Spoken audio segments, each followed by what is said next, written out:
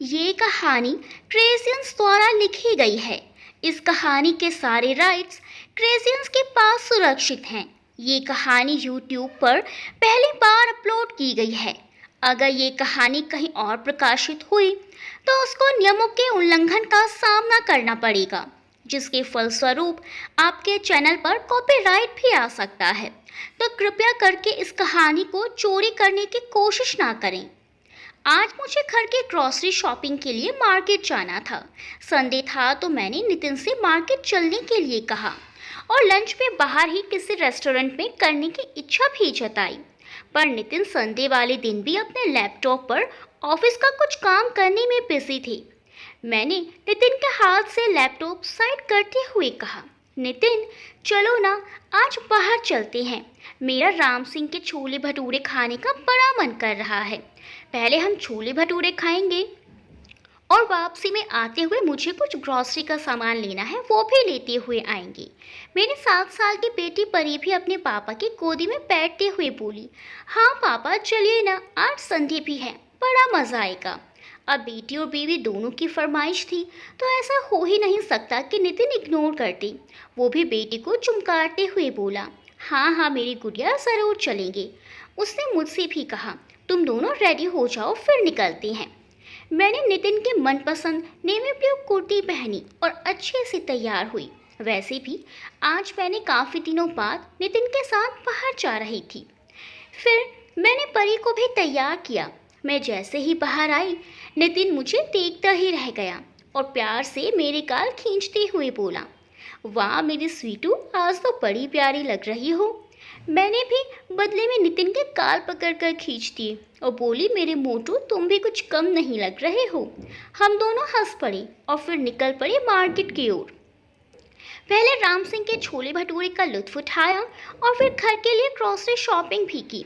मैंने देखा कि बार बार मेरा फ़ोन बज रहा है। नितिन ने बोला भी फ़ोन उठाने को, लेकिन अननोन नंबर था इसलिए मैंने नज़रअंदाज कर दिया और वापस शॉपिंग करने में बिजी हो गई।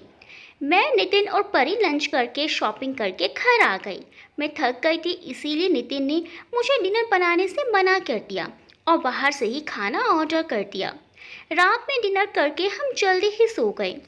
मैंने ब्रेकफास्ट बनाकर नितिन को ऑफिस और परी को स्कूल भेजकर घर के डस्टिंग करके सुस्ता ही रही थी कि फिर से मेरे फ़ोन पर उसी नंबर से कॉल आई जिससे कल आई थी। आज मैंने कॉल नज़रअंदाज सा करते हुए उठा ही ली। मैं हेलो, पर दूसरी तरफ से किसी ने कुछ नहीं बोला। थोड़ा अजीब लगा मुझे। फिर मैं जैसे ही फ़ोन रखने वाली थी, दूसरी तरफ से जानी पहचानी सी आवाज़ आई, कैसी हो निशु। आवाज़ सुनकर जाने क्यों मेरे हाथों पैरों में अजीब सी कंपन होने लगी। दिल ज़ोरों से धड़कने लगा। होंठ हिल तो रहे थे मगर शब्द निकल नहीं पा रहे थे। मैं आवाज़ सुनते ही पहचान गई थी कि फ़ोन के दूसरी तरफ कौन है। इस आवाज़ को मैं आज तक भुला ही कहाँ पाई थी। बहुत मुश्किल से मैं ठीक हूँ बोल पाई। बहुत कुछ बोलना था, बहुत कुछ पूछना चाहती थी मगर दिल और दिमाग पर अपना नियंत्रण नहीं रख पा रही थी, इसीलिए मेरे गले से आवाज़ ही नहीं निकल पा रही थी। मैं चुप थी। फिर उधर से आवाज़ आई, पता है निशु, मैंने तुम्हारा नंबर कई साल पहले ही विशाल के फ़ोन से लिया था। बहुत बार तुम्हारा नंबर फ़ोन में डायल करता और फिर डिलीट कर देता। ऐसा लगभग मैं हर रोज़ करता था। तुमसे बात करना चाहता था, तुम्हारा हाल जानना चाहता था, अपना हाल तुम्हें बताना चाहता था। दिल और दिमाग में बहुत कुछ था कहने और सुनने को, मगर कभी हिम्मत नहीं हो पाई कि तुम्हें फ़ोन करूं। सुबह उठता था तो हिम्मत जुटाकर हर रोज़ सोचता था कि आज तुम्हें पक्का फ़ोन करूंगा, लेकिन फिर हिम्मत हार जाता था। सोचता था कि मेरे फ़ोन करने से कहीं तुम परेशान ना हो जाओ। मैं तुम्हें किसी भी तरह परेशान नहीं करना चाहता था निशु, लेकिन मैंने कल तुम्हें बाजार में देखा तो खुद को रोक ही नहीं पाया। दिल तो चाहा कि तुम्हें आवाज़ लगाकर रोक लूं, पर तुम सुन रही हो ना निशु। हाँ, भर्राई हुई आवाज़ में इतना ही बोल पाई मैं, पर मन ही मन सोच रही थी, ओह कितने अधिकार से तुम आज भी मुझे निशु बुलाते हो। तुम्हारे संबोधन में ही इतना दर्द और प्यार है। उधर सुमित मेरे कुछ बोलने के इंतज़ार में था और इधर मैं अपने ही ख्यालों में गुम थी। इतने लंबे अरसे के बाद सुमित का मुझे यूं अचानक फ़ोन करना और आज भी इतने हक से मुझे निशु बुलाना, ना जाने क्यों मुझे अच्छा लग रहा था। शायद इसीलिए मैं इस लम्हे को खामोशी के साथ दिल की गहराइयों से महसूस करना चाहती थी। कितने सालों बाद आज मैंने किसी के मुंह से अपने लिए संबोधन सुना था। आज यूं सुमित का मुझे प्यार से निशु पुकारना मुझे सातवें आसमान पर ले गया था, जहाँ से मैं वापस आना ही नहीं चाहती थी। ख्यालों में गुम मेरी तंद्रा सुमित की आवाज़ से भंग हुई। सुमित, चुप क्यों हो? कुछ तो बोलो निशु। क्या मेरा फ़ोन करना तुम्हें अच्छा नहीं लगा? सच कहता हूँ निशु, अगर ऐसा है तो फिर आज के बाद कभी फ़ोन नहीं करूँगा। तुम्हें परेशान नहीं करना चाहता मैं ऐसा नहीं है। मुझे बिल्कुल भी अंदाज़ा नहीं था कि आपका फ़ोन होगा। आज बहुत दिनों बाद आपकी आवाज़ सुनी ना, इसीलिए मैंने खुद को संयत करते हुए बोला। सुमित, निशु, तुम यही सोच रही होंगी ना कि इतने लंबे समय बाद अचानक मैंने तुम्हें क्यों फ़ोन किया। मैंने क्यों फ़ोन किया इसका जवाब तो मेरे पास भी नहीं है। शायद अगर मैं तुम्हें कल ना देखता तो तुमसे बात करने के तड़प के सागर को कभी हिम्मत की कश्ती ना मिल पाती। बस तुम्हें देखा तो मुझसे रहा नहीं गया। साथ में तुम्हारी बेटी थी ना, बहुत प्यारी है, बिल्कुल तुम्हारी ही प्रतिरूप है। क्या नाम है उसका? परी। मैंने सुमित के सवाल का जवाब दिया। सुमित। परिणाम सुनकर सुमित की आवाज़ भर्रा गई। मुंह में आए शब्द उसके गले में ही अटक कर रह गए और आंखें नम हो गई। बोलना तो बहुत कुछ चाहता था, लेकिन जज्बात आवाज़ पर हावी पड़ रहे थे, इसीलिए कुछ बोल नहीं पाया। बड़ी मुश्किल से धीमी आवाज़ में कहा, काफ़ी प्यारा नाम है। जो हाल सुमित का था वही कुछ हाल इधर निशा का भी था, पर वो चुपचाप बस सुमित की बातें सुनते जा रही थी। कुछ बोलने की हिम्मत तो वो भी कहाँ जुटा पा रही थी। सुमित ने कहा, ठीक है निशु, अभी मैं ड्राइव कर रहा हूँ, किसी काम से देहरादून जा रहा हूँ, वहाँ पहुँचकर तुम्हें कॉल करता हूँ। कहकर उसने फ़ोन रख दिया और मैं तो बस फ़ोन को पकड़कर वहीं बैठ गई और धम से सोफे पर गिर पड़ी। आज इतने सालों के बाद इस आवाज़ को सुनकर मेरी चेतना शून्य हो गई थी। आंखें नम थी, गला रूंधा हुआ था, दिमाग सुन पड़ चुका था। दिल में इतनी तड़प थी जैसे हजारों नश्तर कोई एक सांप मेरे दिल को चीर रहे हों। मन कर रहा था कि इतना रोऊं और तब तक रोती रहूं जब तक दिल के सारे पीड़ा आंसू के जरिए बाहर ना निकल जाए। मेरी आंखों के सामने बीते अतीत की तस्वीरें फिल्म की भांति सजीव हो उठी। हमारे ज़माने में कम लोग ही गर्मी की छुट्टियों में हिल स्टेशन जाया करते थे। वैसे एक दो बार मेरे मम्मी पापा भी मुझे गर्मियों की छुट्टियों में शिमला और मनाली लेकर गए थे, पर वहाँ मुझे उतना मज़ा नहीं आया क्योंकि वहाँ सीमा दीदी और विशाल भैया, सुमित और ज्योति जो नहीं थे। मैं अपने माँ बाप की इकलौती लाडली बेटी थी। मुझे हमेशा से एक छोटा भाई या बहन चाहिए था। जब छोटी थी तब कभी तकिए को अपना छोटा भाई बनाकर खेलती या फिर कभी अपनी गुड़िया को छोटी बहन बनाकर खेलती। यहाँ तक कि मैं अपने पड़ोसियों के बच्चे को खिलाने के लिए अपने घर ले आती थी और तब तक उनके साथ खेलती रहती जब तक उनके मम्मी पापा अपने बच्चों को हमारे घर से वापस ले जाने नहीं आ जाते। छोटा भाई या बहन तो मिला नहीं, लेकिन बड़े भाई के रूप में विशाल भैया और बड़ी बहन के रूप में सीमा दीदी भगवान जी ने मुझे ज़रूर दी। इसीलिए मेरा हिल स्टेशन का हो या फॉरेन ट्रिप, वो तो बस नानी का ही घर हुआ करता था। किसी भी हिल स्टेशन से ज़्यादा मुझे बचपन से ही उसे एक महीने का बेसब्री से इंतज़ार होता था। जब हम नानी के घर जाते थे, वहाँ मामा के लड़के विशाल भैया, सीमा दीदी और उनके ही पड़ोस के ज्योति और सुमित सबके साथ खूब मस्तियाँ हुआ करती थी। नानी के पड़ोस में अजय मामा जी का घर था, जो हमारी बिरादरी के नहीं थे, मगर उनसे मामा जी का सगे भाइयों से ज़्यादा प्यार था।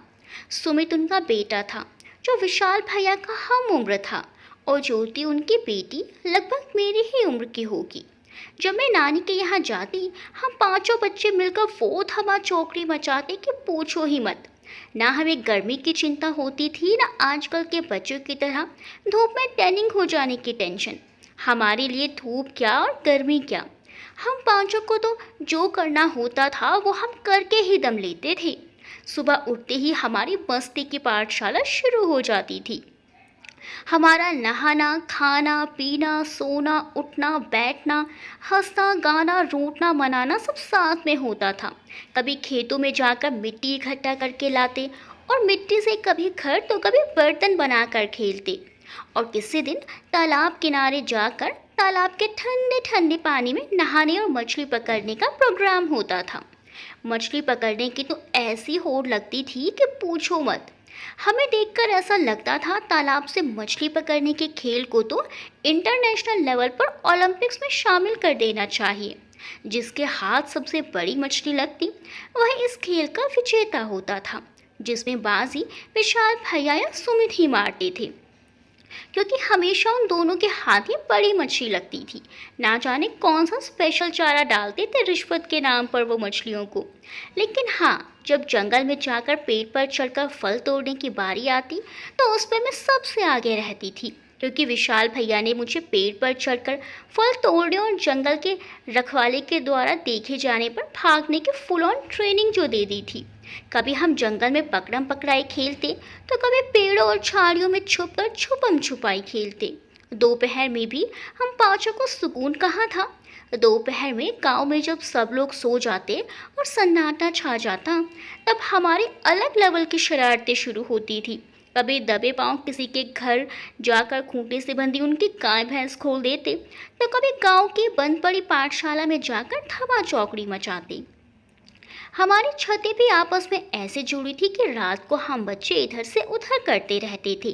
खाना भी एक साथ ही खाते और रात को अंताक्षरी खेलते खेलते और चुटकुले सुनाते और गप्पे लड़ाते कब आधी रात बिता देते पता ही नहीं चलता था, जब तक मामा जी की भारी भरकम आवाज़ में हमें धमकी ना मिल जाए। हमें नींद ही कहाँ आती थी। यूं ही समय गुजरता गया और मैं भी अब छोटी सी निशा से तरुणी निशा हो गई। जैसा कि सभी लड़कियों के साथ होता है, मेरे अंदर भी बहुत से बदलाव आए। अब बचपना कम हो गया, खेलना कूदना धमा चौकड़ी मचाना कम हो गया था। थोड़ा कम बोलने लगी थी मैं और शर्माना भी सीख लिया था। बार बार अलग अलग कपड़े ट्राई करके देखना, खुद को शीशे के सामने संवारना और घंटों खुद को निहारना, खुद से ही बातें करना अच्छा लगता था। लेकिन अब भी नानी के वहाँ जाना और जाने के लिए व्याकुल रहना जारी था। मेरी 10वीं की परीक्षा खत्म होते ही नानी के घर जाने का प्रोग्राम फिक्स हुआ और हम जा पहुँचे नानी के घर। विशाल भैया, सीमा दीदी, ज्योति और सुमित सबसे मिलकर बहुत अच्छा लगा। मैं बहुत खुश थी, पर ना जाने क्यों इस बार कुछ अलग सा एहसास था। थोड़ी झिझक सी हो रही थी। पहले वाला बचपना, अलहड़ता, नादानी और शरारतें कहीं खो सी गई थी। शायद ये उम्र का बदलाव था। हमने खूब मस्ती की, लेकिन इस बार मैंने महसूस किया कि सुमित की नज़रों में कुछ अलग सा ही भाव था मेरे लिए। ये सच में था या बस मुझे ही महसूस हो रहा था, मैं नहीं जानती थी। लेकिन मैंने सुमित की नज़रों में अपने लिए कुछ तो स्पेशल महसूस किया। जब भी वो मेरे सामने पड़ता, कुछ असहज सा हो जाता था। उसकी आंखों में बहुत कुछ ऐसा होता जो मुझे भी असहज कर जाता था। जब कभी हम दोनों की नज़रें आपस में टकराती, हम दोनों ही शर्मा कर नज़रें झुका लेते, मगर मैं समझ नहीं सकी कि वो क्या था। उसकी आंखें कुछ बोल कर भी चुप रहती थी और मेरी आंखें भी। सुमित का मुझे यूँ देखना मुझे अच्छा लग रहा था। मुझे आज भी याद है, वापस आते वक्त वो मम्मी और मुझे विशाल भैया के साथ बस स्टॉप तक छोड़ने आया था। और जब वो बस में हमें बैठा कर नीचे उतर रहा था, उसकी घड़ी में मेरे दुपट्टे के फंसने के बाद जो आज तक मेरे दिल में तरोताज़ा है। कुछ दिनों की मौज मस्ती के बाद हम वापस आ गए थे। मैं नानी के घर से वापस तो आ गई, पर मेरा एक छोटा सा हिस्सा मैं शायद वहीं छोड़ आई थी और बदले में सुमित की यादों का पिटारा अपने साथ ले आई थी। नानी के घर से आने के बाद मेरा मन ही नहीं लगता था। घर में मम्मी पापा घंटों इस बात पर चर्चा करती कि मुझे आगे कौन सा कोर्स कराएं और कहाँ से कराएं, लेकिन मेरा तो ध्यान ही कहीं और होता था। पहले तो इस तरह सजने संवरने का भी मन नहीं करता। लगता था जैसे सुमित का मेरी आंखों के सामने ना होने से मेरा सजना संवरना बेमायना है। मैं चुपचाप से घंटों अपने कमरे में अकेले बेड पर पड़ी गुजार देती। मम्मी बार बार मुझसे मेरी उदासी का कारण पूछती, लेकिन मैं हर बार कोई ना कोई नया बहाना बनाकर उनको टाल देती।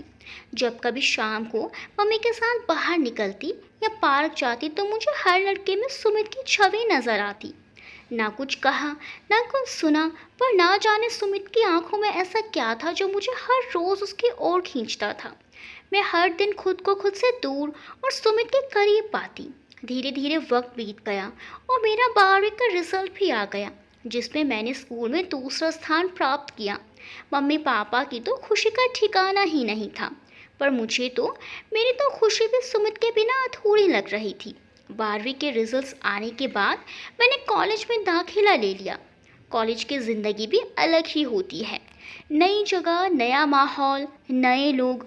कॉलेज में मेरी कुछ नई सहेलियां भी बनी और अब धीरे धीरे मैंने खुद को इस नए माहौल में ढालना शुरू कर दिया।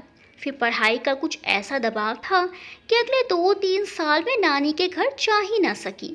लेकिन सुमित की यादों से मैं अभी भी पूरी तरह आज़ाद कहाँ हुई थी। विशाल भैया और सुमित कभी कभी आते थे मिलने। जिस दिन मुझे पता लगता कि आज सुमित विशाल भैया के साथ घर आ रहा है, वो दिन तो मेरे लिए किसी त्योहार से कम नहीं होता था। सुमित के आने की खबर से मेरी तो दिवाली ही मन जाती थी। उसके आने का सुनकर मेरी अलमारी के सारे नए कपड़े बाहर होते थे। 10 कुर्ते ट्राई करके देखती, तब जाकर बड़ी मुश्किल से उसमें से एक सेलेक्ट करती। फिर घंटों शीशों के सामने बैठकर खुद को संवारती रहती।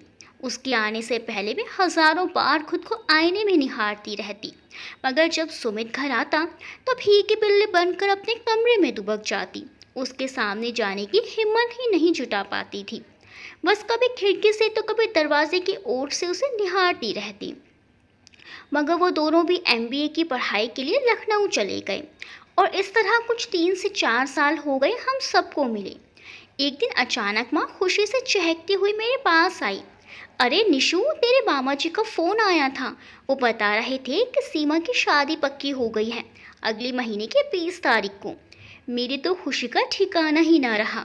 एक तो दीदी की शादी की खुशी, ऊपर से नानी के घर जाने का उत्साह और सबके साथ मिलकर मौज मस्ती करने का सोचकर ही मैं रोमांचित हो रही थी। और सबसे ज़्यादा इंतज़ार था सुमित का। सुमित को जी भर कर देखने का। ज़ोर शोर से माँ के साथ मिलकर जाने की तैयारियां हुई और हम जा पहुँचे मामा जी के घर। जाते ही मुझे सीमा दीदी और ज्योति मिली। जाते ही दोनों मुझसे लिपट गई और फिर हमारी गपशप का दौर शुरू हुआ। हम तीनों का बंदोबस्त एक अलग ही कमरे में किया हुआ था। वो कमरा छत पर एक अलग तरफ बना हुआ था। दीदी और ज्योति ने तो कमरे में जाते ही मेरे बैग पर धावा बोल दिया। दोनों मेरा बैग खोलते हुए एक साथ बोली, हमें अपने सारे ड्रेसेस दिखा तो क्या क्या लाई है। मैंने बैग खोलकर अपने ड्रेसेस उनको दिखाना शुरू किया। मेरा पर्पल लहंगा जो मैं खास शादी वाले दिन पहनने वाली थी, देखकर ज्योति बोली, वाओ यार, कितना प्यारा लहंगा है, तो ये कब पहनने वाली है। मैं बड़ा उत्साहित होते हुए, ये तो मैंने खास फेरों वाले दिन के लिए लिया है। मैंने ज्योति और सीमा दीदी के लिए भी अच्छी अच्छी ड्रेसेस दी थी, जो मेरी तरफ से उनके लिए सरप्राइज़ था। फिर मैंने दोनों से कहा, अच्छा तुम दोनों के लिए मेरे पास कुछ सरप्राइज़ है, चलो दोनों अपनी आंखें बंद करो। तो वो दोनों बड़ा एक्साइटेड हो गई। दोनों ने आंखें बंद की तो मैंने दूसरे बैग में से दोनों के ड्रेसेस निकालकर पैंट पर फैला दी। फिर मैंने कहा, हाँ अब तुम लोग आंखें खोल सकते हो। जैसे ही दोनों ने आंखें खोली, अपने अपने ड्रेसेस देखकर दोनों चिल्ला पड़ी और खुशी के मारे ऐसे पागल हुई जैसे इंडिया और पाकिस्तान के मैच में इंडिया ने धमाकेदार जीत हासिल की हो और दोनों ने मुझे गले से लगा लिया। सीमा दीदी तो दुल्हन थी ही, पर ज्योति और मेरी सारी प्लानिंग हो चुकी थी कि किसको किस फंक्शन में क्या पहनना है। सीमा दीदी ने हमें अपनी ससुराल से भेजे हुए कुछ कपड़े दिखाए जो सच में बहुत सुंदर थे। सीमा दीदी ने हमें जीजू की फ़ोटो दिखाई और बताया कि दोनों घंटों फ़ोन पर बातें करते हैं। मन ही मन में सोचने लगी, ऐसी क्या बात होती है जो घंटों करते हैं। फिर सब भूलकर दीदी की बातों में खो गई।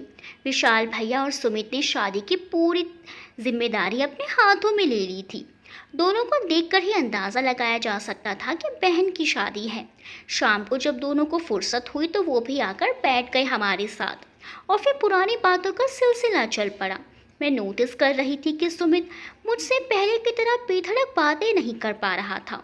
वो मुझे चुपचाप देख रहा था और जब मेरी नज़रें उससे टकरा जाती तो वो इधर उधर देखने लगता था। मुझे थोड़ा अजीब लग रहा था और अच्छा भी लग रहा था। मैं भी सबसे नज़रें बचा कर बार बार उसे देख रही थी। अगले दिन जब हम सब बैठकर शादी के लिए उपयोग होने वाले मिठाई के डब्बे बना रहे थे तब अचानक मुझे मामी ने बुलाया और अजय मामा जी सुमित के पिताजी के घर से पीतल का भगोना लाने को बोला। मगर अलका मामी, सुमित की माँ तो यही है और ज्योति भी, फिर मैं किससे मांगूंगी, मैंने कहा। मेरी बात सुनकर मामी बोली, अलका मेरे कामों में मदद कर रही है और ज्योति सीमा को मेहंदी लगा रही है। अरे सुमित तो है ना घर में, अभी अभी गया है, जल्दी जा कहीं वो वापस ना आ जाए। ठीक है मामी कहकर मैं उनके घर गई। दरवाज़ा खुला ही था, आदतन मैं सीधा घर में घुस गई। वहाँ सुमित टेबल पर खड़ा होकर ऊपर के रैक पर कुछ खोज रहा था। मैंने जाकर एकदम से कहा, मामी ने पीतल का भगोना मंगाया है। अचानक मुझे देखकर सुमित चौंक गया और उसका संतुलन बिगड़ गया। टेबल से वो मुझ पर आ गिरा और नतीजतन हम दोनों नीचे गिर गए। फिर कुछ पल को मानो सारी संवेदनाएं सुन्न पड़ गई। इस अप्रत्याशित घटना ने हम दोनों को स्तब्ध कर दिया था। सब कुछ इतनी जल्दी में हुआ कि कुछ समझ ही ना आया। मैं अपलक सुमित को देख रही थी। मुझे ऐसे देखते हुए देख छेपते हुए बोला, सॉरी सॉरी, तुम्हें कहीं लगी तो नहीं? और सुमित जल्दी से उठ गया। अगर कोई और समय होता तो शायद मैं जोर जोर से हंस पड़ती, मगर ना जाने क्यों मैं खुद में ही सिमट के रह गई और बस इतना ही बोल पाई, नहीं, वो मुझे भगोना दे दो, और उल्टे पांव लौट आई। कुछ तो था जो मैं महसूस कर रही थी, पर क्या, ये समझ नहीं आ रहा था।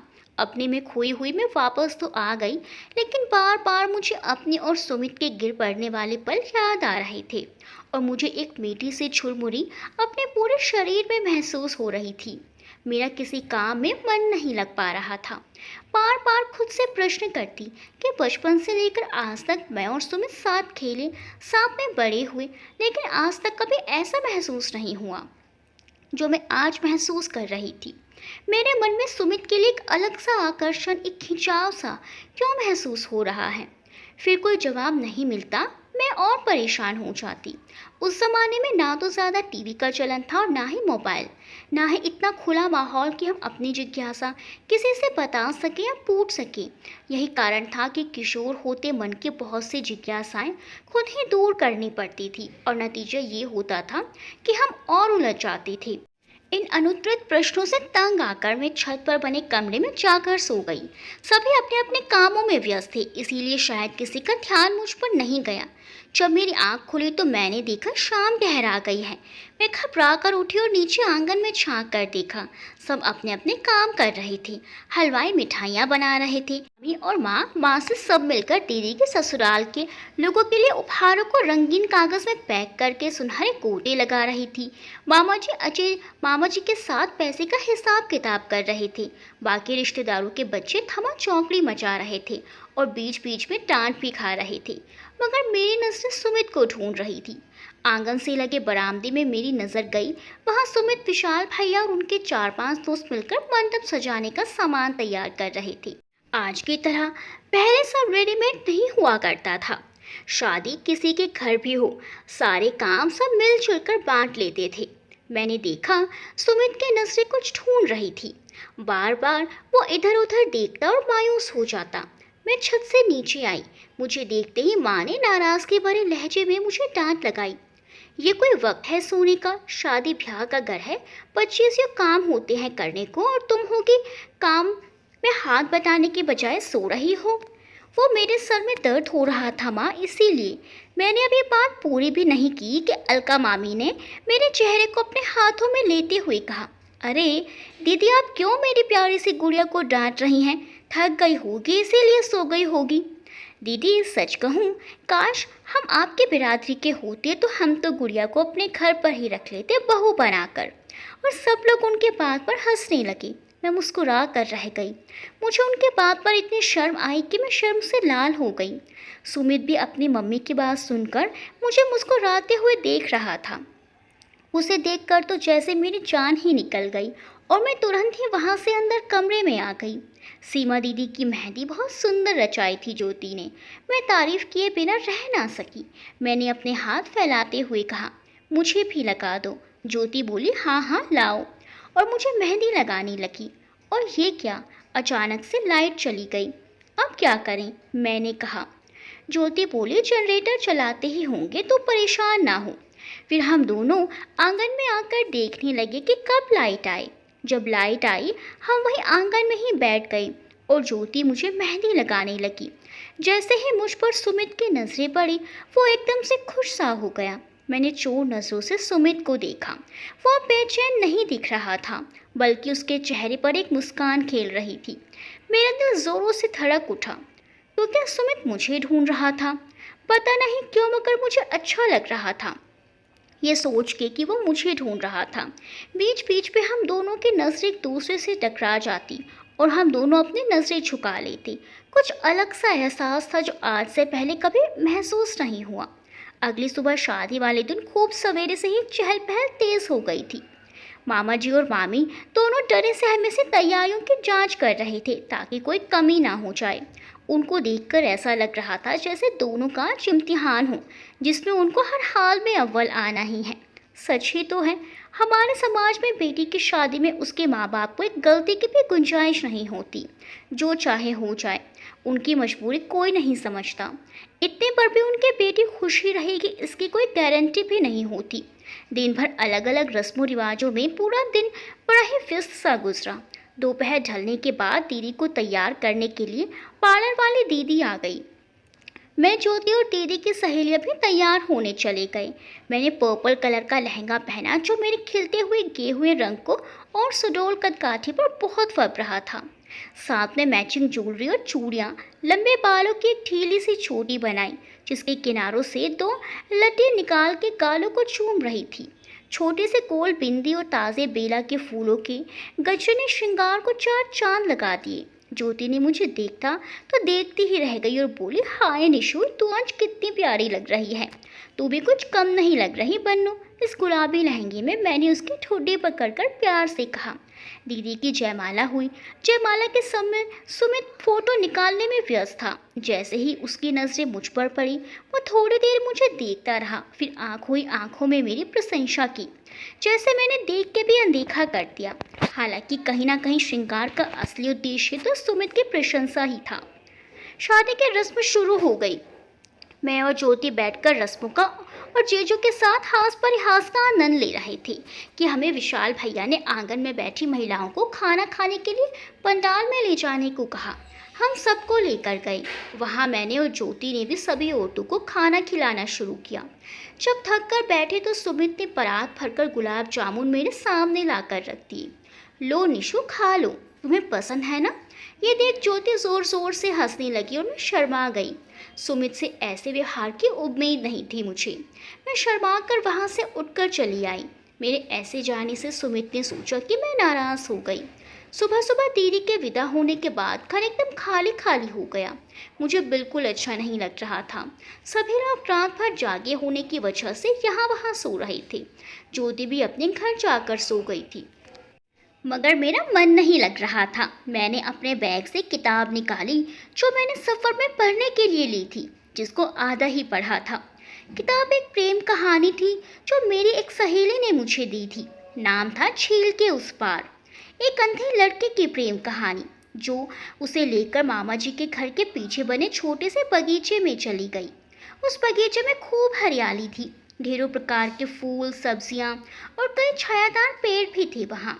मुझे सबसे ज़्यादा गुलमोहर का पेड़ पसंद था, जिसके नीचे खाट बिछी होती थी। अक्सर नानी वहाँ बैठती थी। मैं वहीं पर बैठकर किताब पढ़ने लगी। जैसे जैसे मैं उस किताब को पढ़ती जा रही थी, मेरे दिमाग में उस कहानी के नायक और नायिका की जगह खुद की और सुमित की छवि बनती जा रही थी। अलग तरह का रोमांच महसूस हो रहा था। मुझे मेरे प्रश्नों के जवाब धीरे धीरे मिलने लगे थे। नहीं नहीं, ये मैं क्या सोच रही हूँ? ऐसा नहीं हो सकता, ये संभव नहीं है, इसका कोई भविष्य नहीं है। मन ही मन सोचकर मेरी आंखें भर आई। अब तो तय था कि मेरे मन में भी सुमित के लिए प्रेम की भावना का जन्म हो चुका था, लेकिन अपनी नियति का, अपनी मर्यादा का ज्ञान था मुझे। मैं जानती थी इस प्रेम कहानी का कोई सुखद अंत नहीं होगा। सोचते सोचे आंखें भर आई। घुटने मोड़कर उस पर सर रखकर मैं सुबकने लगी। इतने में मुझे ढूंढता हुआ सुमित वहां आ पहुंचा। मुझे ऐसे बैठा देखकर उसने मुझे पुकारा, क्या हुआ निशु, ऐसे क्यों बैठी हो? तुम ठीक तो हो ना? बोलो ना। मैं थोड़ा असहज सी हो गई कि कहीं सुमित मेरे आंसू ना देख ले। मैंने जल्दी उसी अवस्था में आंखों को पोंछ कर फिर अपना सर उठाया। कुछ नहीं, कोई बात नहीं। वो स्टोरी पढ़ते पढ़ते ऐसे बैठ गई थी। तुम सच बोल रही हो, मगर तुम्हारी आंखें तो कुछ और कह रही हैं। सच बताओ निशु, क्या बात है? किसी ने कुछ कहा या मेरी कोई बात बुरी लगी? निशु, तुम एक पल के लिए भी दुखी नहीं देख सकता, और तुम हो कि यहाँ रो रही हो। ये मैं कैसे बर्दाश्त कर लूँ? तुम नहीं जानती निशु कि तुम मेरे लिए कितना महत्व रखती हो। मुझे नहीं पता कब से, लेकिन जब से होश संभाला तब से ही। अपने माता पिता और बहन के बाद तुम ही हो जिसे खुश देखना ही मेरे जीवन का उद्देश्य है। तुम मेरे सब कुछ हो, तुम मेरा जीवन हो निशु। सुमित बोलता जा रहा था और मेरी आंखें निरंतर बहते हुए उसके शब्दों का साथ दे रही थी। मैं उसको अपलक देख रही थी। अपने लिए ऐसे शब्द सुनना, वो भी उससे जिससे आपको भी प्रेम हो, किशोर मन के लिए शायद एक मीठे स्वप्न की तरह ही होता है। कितना सुखद एहसास था वो। सुमित की बातों में मैं खोई हुई थी। कोई उत्तर या प्रतिक्रिया ना पाकर सुमित अधीर हो उठा। निशु, निशु, तुम सुन रही हो ना? क्या हुआ? तुम रो क्यों रही हो? देखो, चुप हो जाओ। मैं ये सब जाने कैसे और क्यों कह गया। इतने दिनों से अपने दिल में दबा कर रखा हुआ था। तुम्हें रोता देख भावुकता में बह गया। मैं तो यहाँ कल रात के लिए माफ़ी मांगने आया था। मुझे लगा था तुम नाराज़ हो गई थी कल। मुझे माफ़ कर दो और भूल जाओ जो भी मैंने कहा। वो बेचैन होकर अपने माथे पर आए पसीने को पोंछने लगा। सुमित को परेशान देख मैंने खुद को संभालते हुए बोलना शुरू किया। नहीं, मैं आपसे नाराज़ नहीं हूँ, और ना ही किसी बात से दुखी होकर ये आंसू निकले हैं। ये तो अपने स्वप्न के सच होने की खुशी में निकल रहे हैं, या फिर उस स्वप्न के टूट जाने के डर से। दिल और दिमाग के बीच स्पर्धा चल रही है। दोनों एक दूसरे को गलत साबित करने में लगे हैं। किसकी बात मानूं समझ में नहीं आ रहा। मेरी बातों को सुनकर वह प्रश्नवाचक भाव से मुझे देखने लगा। सुमित, मैं जानता हूँ तुम बहुत भावुक हो और समझदार भी, लेकिन इस समय तुम्हारी बातें पहेली सी लग रही हैं। निशा, मैं आज तक इस एहसास से अनजान थी और काश की अनजान ही रहती, लेकिन अब समझ गई हूँ कि मेरे मन में भी आपके लिए वो ही भावनाएं हैं जो आपके मन में मेरे लिए। मैं खुद को बहुत खुशनसीब मानती हूँ कि आप जैसा सुलझा हुआ, सादगी से भरा इंसान मुझे चाहता है। लेकिन सुमित, लेकिन क्या? निशा, पर हमारा भविष्य क्या होगा? क्या हम साथ जीवन बिता सकेंगे? आपके परिवार वाले मुझे बहू के रूप में स्वीकार लेंगे? आप जानते हैं, कल अलका मामी कह रही थी कि अगर मैं उनकी बिरादरी की होती तो वो मुझे बहू बना लेती। मतलब उनके अनुसार मुझ में वो सारे गुण हैं जो उनके बहू में होने चाहिए, लेकिन मेरे अलग बिरादरी से होना उन सारे गुणों पर भारी है। सुमित, जानता तो मैं भी था निशु, इसीलिए तो कभी तुम्हारे सामने मैं अपने प्रेम को स्वीकारना नहीं चाहता था। लेकिन तुम ही बताओ, क्या प्रेम सोच समझ कर देखभाल कर किया जाता है? अगर किया जाता है तो वो प्रेम नहीं है, वो स्वार्थ है। प्रेम तो प्रकृति की दी हुई एक सुंदर अनुभूति है जो ना समय देखती है, ना जात, ना कोई उम्र। हमें पता भी नहीं चलता कि हम किस पल उसके आगोश में समा गए। किसी को कोई प्रेम करने से तो नहीं रोक सकता ना। ये भी तो हो सकता है हम सबको मना लें। क्या हम सकारात्मक होकर नहीं सोच सकते? मेरी ओर देखते हुए वो अपनी बातों की प्रतिक्रिया का इंतज़ार करने लगा। वो कहते हैं ना कि प्रेम की अपने आप में एक अलग ही खुमारी होती है जो सही गलत, अच्छा बुरा सोचने समझने की सारी ताकत छीन लेती है।